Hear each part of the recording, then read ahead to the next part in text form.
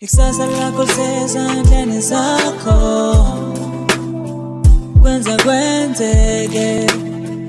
Kwenzekwenzeke. Kulutho sanibonani sethemba niyaphila singaphakathi ke eyakwanongoma madoda hlala Nkosi likaMdlokombane evudla madoda lindo kuhle sibungiseni Dr Life mfoka Khumalo hey bafethu akukho ukubheka emuva siyaphambili kuphela inkani ke iyona esebenzayo namhlanje ke iningizimu Afrika ngikuphathelele umanandi nandi ukuphathele into ezimnandi wena wesilo sikuphathele ingxoxo ehlaba hlosile namhlanje siphatheke nensizwa lapha namadoda ke uDumakahle iphathasi lesizwe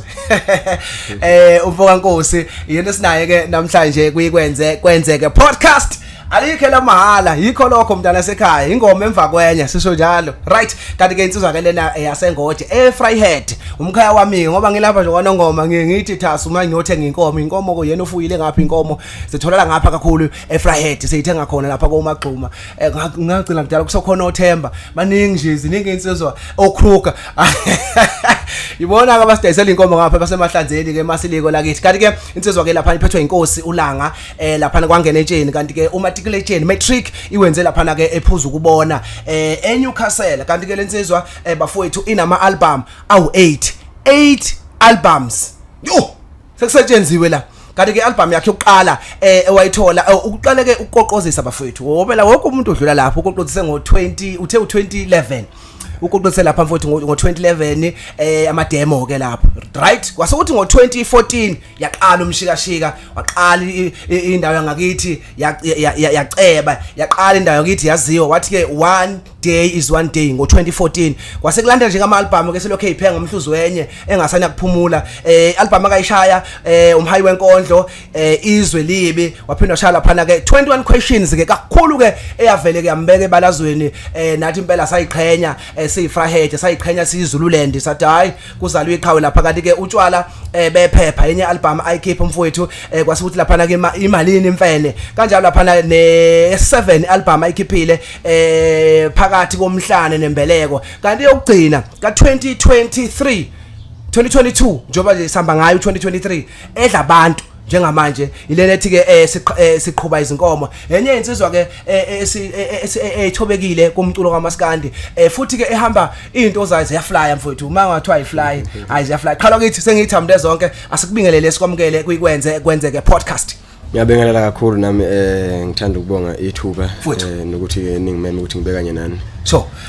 ngathi besechazile ukwethu lapho ukuthi lobingelelayo uDumakahle. Qhawula kwethu. Iphatha lesizwe khona lapha eFryhead. Esigodini saseMpumazi. Yeah. Cha qhawula kwethu angeke ngisakhala kakhulu usungaphakathi ngiyakujabulela mfowethu ukuthi ungaphakathi sizothi nje qaphu sibheke insizwe yakithi ukuthi izifike nje sekuyiphathasi kuhamba kanjani iqale ephi kwayapi kwaze kwafika kulesi sikhathi kusona asiqalela aqaleni mfowethu njengensizwa yasemakhaya engoje ibilusi inkomo ziyasho nengoma zakho ukuthi hayi thina masemfuleni intombi biqomiswa ngamagama amnandi uyayibona ukuthi kuyesizwe isizulu sasemfuleni ziningi ingoma ekhombisayo ukuthi umfana wasemakhaya lona awusichazele nje mfowethu ubumnandi bokukhulela emakhaya ongathi nje mangathiwa umuntu ukhulela lokusini athi yer eyabona ube ngakhulela emakhaya nanzi into engishode ngayo yeah ngathi ukhulela emakhaya khulaze kusiza lapha ekuthenini izinto eziningi so awuyitholi kalula yeah so kuyakufundisa empilweni ukuthi wazi ukuthi mafuna uthole into fanele ukuthi uyisebenzele so isikhathi esiningi abantu baphila emalokishini impilo yabo baphila impilo ngathi ingconywana nempilo yasemakhaya so ngesikhathi ngathi udonsa kanzima ngesikhathi uphile emakhaya ngesikhathi ucije kumqondo yabona so into engayisho le ukuthi iyona into yokuqala emnandi ngokuba umfana wasemakhaya ukuthi umqondo uyahluzeka ngempela sure ngoba izinto eziningi usheshe ubhekane nazo nje usemncane ngiyabeka kanjalo ithini into ke Dumakahle mfowethu ukhula emakhaya useyaziwa phela manje but ubuvele unayo lento yokuba umculi mfowethu noma iqhamukele nje njengokwethwasa yakuhuka ingene kanjani noma ubudlala ngeginci lokwenzakalani mfowethu sithatha usibeke uzungene nje ubone cha ke ngingumculi kahlahle nami yona uyithanda into yomculo bengivele nginayo enhlizweni noma ngangasimntu ekacanga ukuthi mhlambe wecule ngelinye ilanga kodwa ke benginakho ukuthi mangilingisa amacassette abaculi laba baseqaleni ayidlala ngomalume uthola ukuthi mhlambe igenge lesilusa nami mhlambe igcina isicela ukuthi mfowethu awungishayile ingoma sibambana into enjalo kodwa awushasiginqisa serious noma ushaya leso zokuzakhela cha hayi ngesiginci awusho nje ngengini ngangakashaya isiginci lapho yes so kwakusekuthi masiyiqhubela inkomo mhlawumbe nami ngiyayiculela ngendlela engicula ngayo then mhlawumbe sengiziba sethe ngoba amaphela awungishayela inkomo ethile yabo ngiyishaya njalo ndlela kodwa kungesikho ukuthi mhlawumbe ngithi ngicanga ukuthi mhlawumbe ngoze ngicula kodwa uthando la umculo lukhona vele so qhawula kwethu ngifuna ukubheka ke njengamanje ukhona emculweni uthema ufika mfowethu into yakho yayinhle yabonakala kungabe kube lula yini ke ukungena nje ukuthi ungene insizwa sikwamukele iSouth Africa kwamukele idlala umculo wakho kungabe kube lula kakhulu noma nje cha hayi kusetshenziwe khona ngasho ukuthi kusetshenziwe kanzima kodwa futhi ngasho ukuthi kube lula ngoba hayi ukuthi mhlambe khona imfula nemhoshe ngenqamlile kodwa kube ukuthi nje ufuna ngisebenze kanzima before ngiyongena e-studio ukuze kube lula uthando base belalela into yami besheshe bengamukele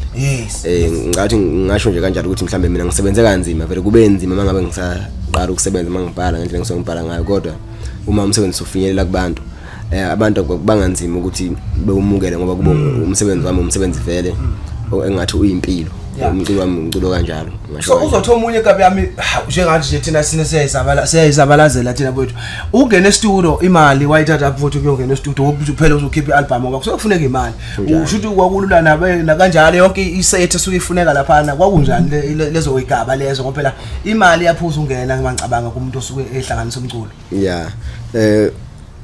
ngahlangana nenye insizwa yakwaZulu undaba ezithe intwana yasefryhead mfowethu endaweni okuthiwa kusezungwini imithashana sure so yes ingoma yami yedemo ngoba yiyo kwenze yangisukela nje ngithatha ngifaka e-studio ngingayicelile futhi ngokuzwa nje ukuthi lo muntu lento eculayo iyaphila nje wangibiza wathi ngimiphelezele lapha eJose Drobeni masifika khona first angena nje endaweni ye-studio for abuka wabuza ukuthi ingoma nazo ufuna ukungena nini ngathi mina ingoma ikhona ngangena ngisho nakusasa hayibo wathi hayi kukuweke thatha inamba yomuntu we-studio masu right uzo record so kwaba nje into kanjalo nje kuumuntu ongasekho nokuthi mhlawumbe welindele ukuthi mhlawumbe kufuneka kube khona isenta litholayo engicathi wangerecorda zongerecorda ama-album ayi-3 sure engafuna isenta lami ukuthi nje uxhasa into yami ngoba ibona ukuthi iyaphila usaphila niyani usaphila sisaphilisana kakhulu indaba ezethu mfowethu siyabonga mfowethu ukusivezele into enkulu kangaka siyi-South Africa siyayiqhenya ngawe ingane yakwethu asangathi benganda abantu abantu mabebona into enhle bayisukumele bengabheke inzuzo ngoba nje yinhle lento konje manje sekukuhle iSouth Africa iyajabula idlala umculo hayi siyabonga kakhulu so uqhawula kwethu ke i-Tech Studio la urecorda khona Tech njengamanje usebenza khona izinto ziyadedelana lapha ziyagela ziyaphupha izinsizwa uqiniseka ngani maphathe efika mfowethu ukuthi ingoma yakhe ihlala isezingeni yini wenza ngoba bethu ngiyacabanga ukuthi isihlalo share nenye insizwa imbobhodo iyagela insizwa yaphuma icomputer yodwa ecofwayo amabhathina wodwa kodwa uqinisekisa ukuthi mfowethu yabona ke manje sekuyiphathase ke leli sukani madoda hayi indaba ngicabanga ukuthi iphelele endlini mawusabhala kahle lapha naso kuba nje ukuthi nje into phela uswe record uthi wekhona kodwa isiqinisekiso ngiba naso ngisesendlini ukuthi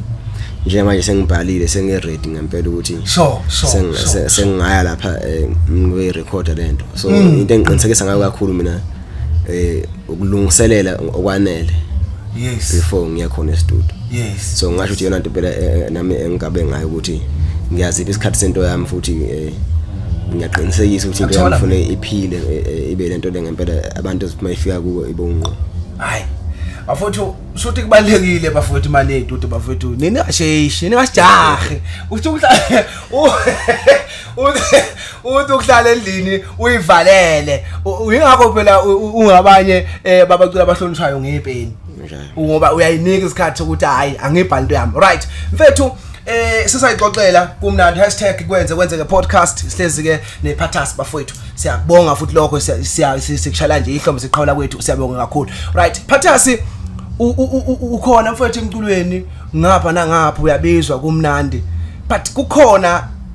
umuntu ethi maye kubona mhlambe abe nalesi sithombe esibi yini lehlukile nje ngePhathas mhlawumbe abantu nje abangayazi ukuthi ake ngikalekise kuthiwa ubani uyayitshela ubani ukuphila nje nabantu akusithathe nje usibeke mfethu insizwe enjani makuhleli kuhlangenwe mangithatha ucingo ungangazi ngithi hey baba ngusibani bani kuyakhulumeka uyinsizwe kanjani nje mfethu eqhawula kwethu ngoba ziningi insizwa eziculayo engakuthokozela ukwazi ukuthi kahle uma artist nansi indlela ohengilisha ngayo uphatha ngayo abantu abaziyo nongabazi ngoba angicabanga ukuthi kulula kakhulu lokho qhawula kwethu cha abaningi abangaziyo bayazi ukuthi ngumuntu okhululekile ohlonipha wonke umuntu mfethu ngiyakwazi ukuphila nabantu kakhulu qhawula kwethu noma ngumuntu ke ongaphaphile futhi ngiyakuzwa mfethu angiphapha ngibaphaphela abantu mhlambe mangabe sihleli nje sibaningi siyisixuku mhlambe wena mangazi ngazojela mhlambe ukuthi mhlambe ngiyayiqhenya or kanjani cha ngumuntu nje ongasheshe ukujwayela kodwa futhi ngiyaphila nabantu ngiyahlonipha abantu ngiyabathanda abantu ngumuntu nje okhululeka ngendlela eyisimanga ongacwasa umuntu anginakho ukuthi umuntu kuliphi izinga mina ngiliphi izinga yabo ngumuntu nje ophila nje impilo nje normal nabantu emakhaya kuyahlale kanti sophula uthumile uyakwazi ukuhlala nezinsizwa lapha nihlale nibe ndawonye ngixoxe kakhulu ubonakala usuthi shobe emakhishini siyocasha anginawo isona zathi senze ukuthi ngingabi nabo abangani abangabaculi ngoba ngizongenzela kona uhlale ngikhumbula ukuthi ngumuntu nje so ngiphila abantu engiphila nabo ngabantu nje abanomali akunayo umngane omculo mhlawumbe uthothi mhlambe ngumuntu ophilisana nabaculi mase kufika umuntu ongathi mhlambe yena asewumculi mhlambe sephatheka ngenye indlela cha ngumuntu nje oyiphilela nje nabantu nje normally sanifile imali la emculweni hayi siyaphila imali kakhulu ikhona isifile anifile kahle iningi imali emculweni noma phatha sinemali la emculweni cha phela yabona ukuthiwa isekuseningi phatha sinemali emculweni so manje shuthi mayincane vele uthi hayi siyaphila cha phatha sina ingane ifuna ukungena e-studio ifuna phatha siningi imali la ayiningi star ayiningi cha ayikho kahle kahle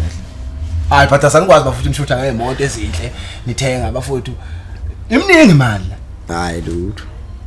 mfowethu nawe umuntu ofuna ukungena emculweni ungena ngale tendency ukuthi mina ngifuna ukuduma ngithi mase ngidumile ngibe ukuthi nokuthi awukusiphe nje isinkwa mfowethu esihle utshela nje umuntu osekhaya ozoba nenhlanhla ayithiwe sehlangana ne podcast ohlanganisayo ngoba siyashizile la ngaphandle bafana ozothi hayi ezinkulumo ephathasi avuseleleke uthi hayi iphathasi lithi angenze kanje uzinto zami iqonda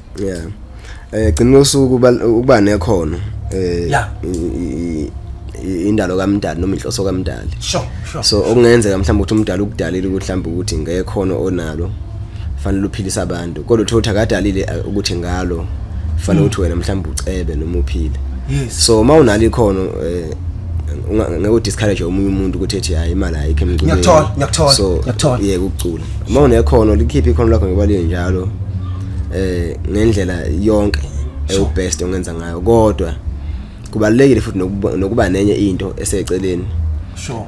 eqondene nje nebusiness lokuthi nje lana ke lokhu nje kwemali kube uthi khona noma ulenza kungabe uthi ngempela usukuthembele kulona nje ukuthi nje akusekho ngaphinde ngibe khona ngaphandle kwaleli khono ngoba enye into futhi abantu abafana bakhona ngabantu abanesiphiwo sesikhashana umculo nje futhi ufike eshisa umuntu ethi ikakhulukazi nje abantu abathola mhlawumbe abantu abacula izinto ezingathi zilula kakhulu lezi ethendayo yabona ama trend kuba into nje esikhashanyana yabona so uthothi masiphelele lento le akasazi umuntu uzophila ngani ebe ne stress umuntu ezebe ngangami mina ngidaliwe ngoba yabo so okubaleka kakhulu ukuthi ke engim-advise ngakho mina umuntu noma ubani njengoba nje sikhula sifunda izikole yingoba le nto lesifundisa ukuthi vele egcina ngosuku ufuna ube nawo omunye umsebenzi oqondene nokuthi ufaka imali bese mhlambe isiphiwo ke mhlambe ukuthi mhlambe ke naso uyasenza futhi naso siyayenza imali kodwa siyangenzela ngoba kwathiwa mhlambe kuyiwa ngesiphiwo kuphela ngabe umunye umuntu uvuka ethi mina ngifuna ukukhanda imoto vele ishona ukukhala khona imoto kodwa ngokuthi kufanele ukuthi ubalanceke ingakho siqale ezikoleni sonke ukuze noma uthi isiphiwo asiphumeleli kodwa ukwazi ukuthi nguthisha mina yabona ngiyabona ukuthi ngamanye amazwi insizwa ngiyabona ubani umaganga khona isizothi umaganga elapha na ikuphi isejozini leyansizwa ikade ishaya ingoma ethi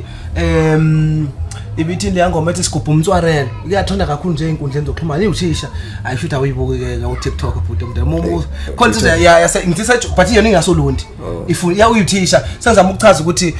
ivele thina siyibona iveza ama video esikoleni efundisa but njengamanje ingena itension nasemculweni into enjalo izona ezikwenza ukuthi uphile uye phambili ngizama ukufakazela lapho qhawe kwethu so mfethu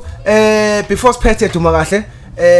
ingoma uzuyishayile iningi ngiyayibona ama-album maningi mfowethu sazobacela nabantu futhi abasadownloadayo ukuthi bahambe udownload umculo wakho bawulandele nabasafisa ukuqasha mfethu into etholakala kalula bakuthinte mfethu einkundleni zakho zokuxhumana bekwazi ukukunika mfethu itoho ukuze ukwazi nawe wondla umndeni but ke 3 questions mfethu la kulama questions mntaka baba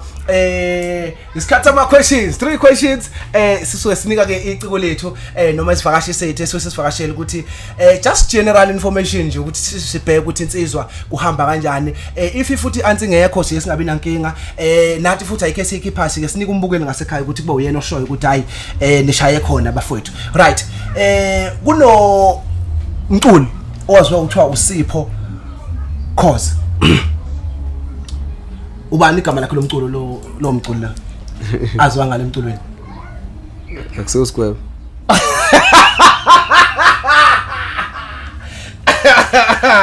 I would Nayi ngeke ngiphikise futhi anti akusiphikisana ngithatha ianswer ishona ubani vele okay bafowethu sibonga kakhulu first question done uSipho Khoza ungangibona abangihleka kunankinga okay isaga lesi isilo siyawafinyeza amazipho isaga isilo siyawafinyeza amazipho kungabe lokho kusho ukuthini sondela kuyimagulu ngavota sifuna ukuza asifuna ukuthi isakhe sekuzwana mangikhuluma iqiniso angisathi shooting kodwa ngokuhlaza yesithi isilo siyawafinyeza amazipho ngicabanga ukuthi mina sahlaziya manje ngicabanga ukuthi mina kwesinye isikhathi kuchaza ukuthi noma mhlambe kuthiwa umuntu osezingene elikhulu kanjani kodwa khona isikhathi la kufanele khona uzehlise khona angazi kodwa uma ukuthi umuntu ophezulu kukhona la khona ufuna ukuzehlisa uma usihlaziye ucanga ukuthi sisho kanjani ngathi sisho kanjani ngingazi khabela ababukeli bazodatsha mfana asithembe kanjani last question uyakusikhumbula isilo umpande yasikhumbula impande umpande ulandelwa bani ngokobukhosi kwaZulu that question that is the last question umpande ulandelwa isiphi isilo ulandelwa nakho lo seqeda khothama umntombane lo umntombane phela ulokhu njani uKingsley uzelithini cha lo semva kwakhe lo lo semva kwakhe kakubani kamama ulandelise lo phela ufuna kusho mina manje ubheka uZulu yeah uyangiphumza uZulu phela abaningi khona ubheka uZulu ngiyaqakela njalo namanje hayi fantastic lesizwe hayi bothi ngobe emnandi yashana mfowethu siphe emqhawula kwethu ukuthi kukhona mhlawumbe singakulindela noma ungasinika ngama date kulonyaka 2023 ikuphi okuhlukile oza nakho noma usaqhubeka lapho ukuthi iphathasi la idlala ingoma iphathasi la dlala ama hit dlala ama hit kuphela ithini into yethu mfowethu kulonyaka 2023 ungenzeka sigiye futhi kuyaphola mfowethu unyaka nonyaka likhela mahala ngempela awuyisho njalo into unyaka likhela mahala cha kulonyaka yes album kaDumakahle ngizoyakhipha ama date nenyanga nakho konke uma ngabe nami senginesiqiniseko kodwa kumnyama kubomvu ihlali khona vele yes album number 9 mfowethu usizwe njani ngani yakwethu usebenze kangaka mfowethu usebenzele isizwe sikaMaskandi ngani yakwethu 9 albums hayi ngiyangithokozisa kakhulu khona ngoba asemaningi kodwa akukho lapha khona ngakhipha album kwathiwa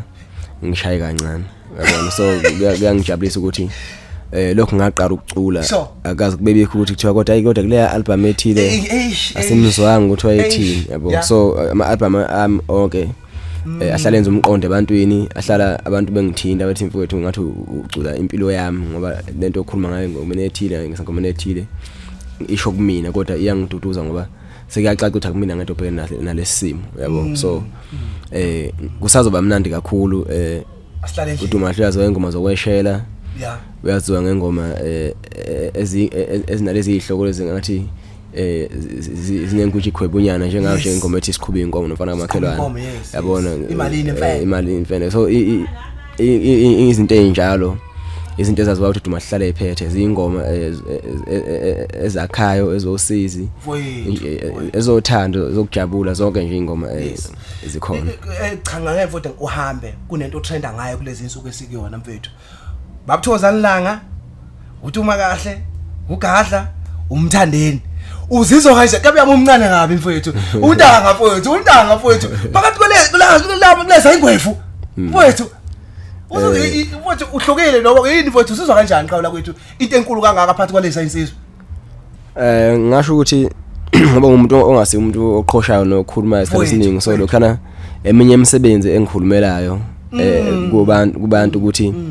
izinga lami likuphi yabo so kuba uthiwa mhlawumbe ngomunye umuntu ngabe ngisho ngomlomo ukuthi ngiyinkunzi kangakanani kodwa ke ngidecide ukungakusho ngomlomo ngidecide ukuthi kube imisebenzi ekushoyo lokho so ukusebenza nalamadoda anje ngabo obaba uGahla obabuthokozana langa nabo mfowethu igcokamelisha kuyinto enkulu kakhulu kumina ngoba abantu abacule mina ngisayishayela amademo le yabo ngingakacabanga ngisho nokucabanga ukuthi ngizoke mhlambe ngishise kuyindima ngishise kanye nabo ngize ngiyithole sengishare umbhobho kanye nabo or even ngisho stage kanye nabo yabona akungijabulisa kakhulu futhi abantu abahlala ngokuncoma umsebenzi wami okukhomba ukuthi ke nabantu asebe phambili kithi ngokweminyaka sebeyiphilile endimeni bayayibona into engiyenzayo so kukhulu kakhulu kumina futhi ngicawuthi nakumuntu mhlawumbe ongathi yena uthi uzama ukuphika kuyamncisha izathu ngempela ukuthi uzophika ngazi phika izathu ngoba uthi mhlawumbe lo muntu akamvumayo zincane kakhulu izinto ezobuqhawe akasezenzile ukudlula uDumakahle yabo so awusona diphathasa kuyangijabulisa kakhulu khawula kwethu uyafisa ukuqashwa uyatholakala kuzo zonke indawo iSouth Africa ugashe phesha kwelwandle ongafuna ukusa phesheya keze nemali yena ayikho inkingi utholakala kanjani futhi inkundla zokuxhumana sikulandela kuphi phathasa ingane yakwethu enkundleni zokuxhumana ngine page ku Facebook sure but elibhala ukuthi Dumakahle bese kuba nalo Paul Toyen /SA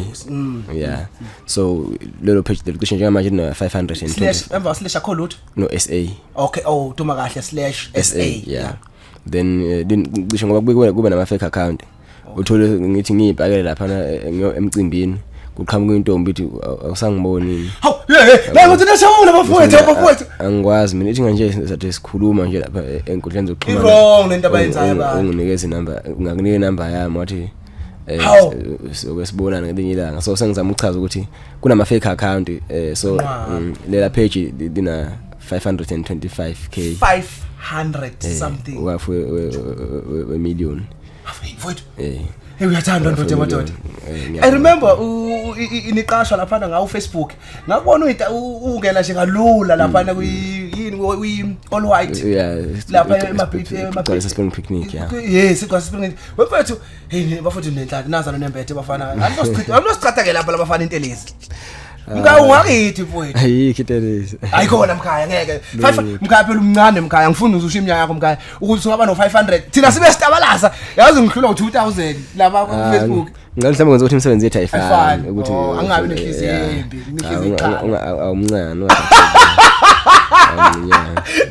hayi kafuthi ngisenza sibe nomona madoda hayi kahle madoda hayo mhlawumbe nithwele nje mkhaya lutho impela ayilutho kodwa ungasho ungangisana uthi ayikhumalo na indawo noma akula ungafasa kakhona uthi ayikhumalo ozama ngapha kuthiwa ngathi kuyatholakala ukuncane ipodcast vele idume nje ingeno soma business ngicabanga mhlawumbe uma ungazama ngapha emthandazo yini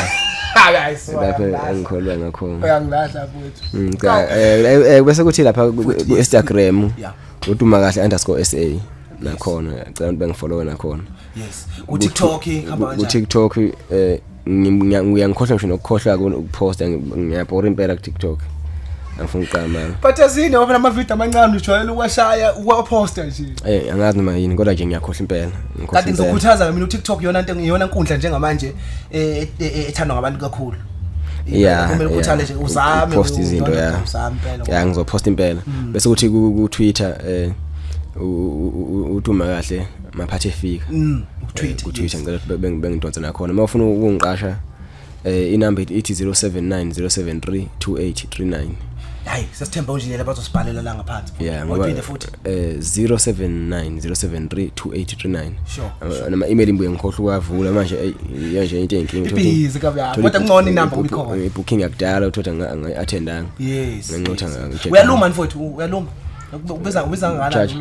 kakhulu cha noma wasasho kodwa nje niyaxoxa nomuntu noma uyaluma hayi kunemali nje engisebenza ngayo engicathi ilingene igama lami mangifika mina ngihlanganisela njengentwana into siso sonke uzongilahla ngenza ngikulahle ngoba kunabantu engisebenza nabo bona abangeke beqonde lokho ukuthi kazi